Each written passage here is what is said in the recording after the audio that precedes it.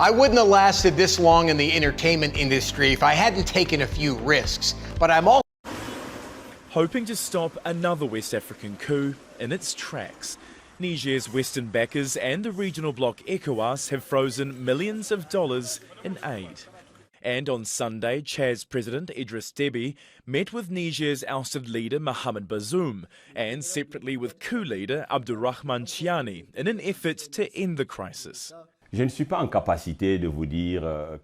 am not able to tell you what they have discussed. You have seen President Déby. He has met with the president and with the putschists. And what I can tell you is that at the end of these meetings, he returned to Chad.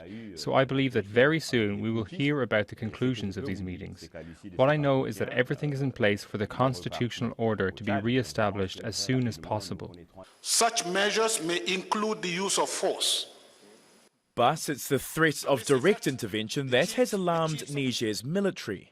On Sunday, ECOWAS threatened to use force unless civilian rule was restored within a week.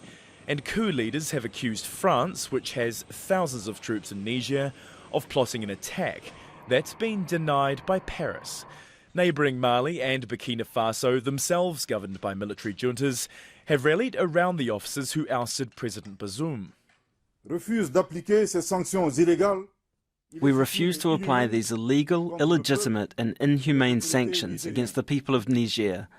We warn that any military intervention against Niger will be considered as a declaration of war against Burkina Faso and Mali.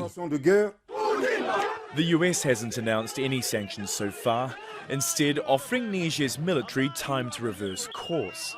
We haven't made a determination yet because it is still an ongoing fluid situation. It is clear that there has been an attempt to remove President Bazoum from office. It's not yet clear that attempt will ultimately be successful, so U.S. assistance hinges on continued democratic governance in Niger. And if Niger's military isn't swayed by the exodus of much-needed aid, it'll likely be felt by the millions of people living in one of the world's poorest countries. Alex Beard, Al Jazeera. Well, Cameron Hudson is a senior associate at the Centre for Strategic and International Studies. He says the treatment of the deposed president is not what you would typically expect. I've been saying this from the beginning. I mean, he has a telephone. That telephone is reportedly being monitored by the junta, but he's able to receive calls. So he's received in the last few days calls from the Secretary of State, our UN ambassador, other world leaders.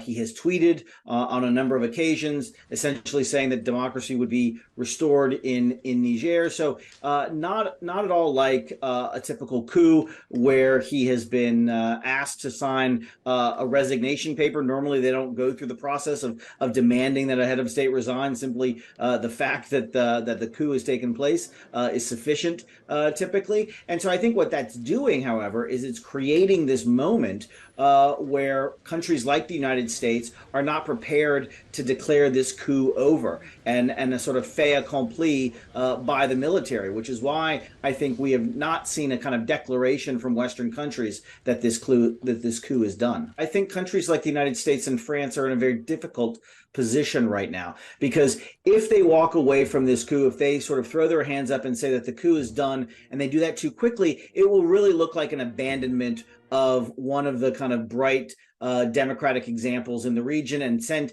very bad examples to other struggling democracies.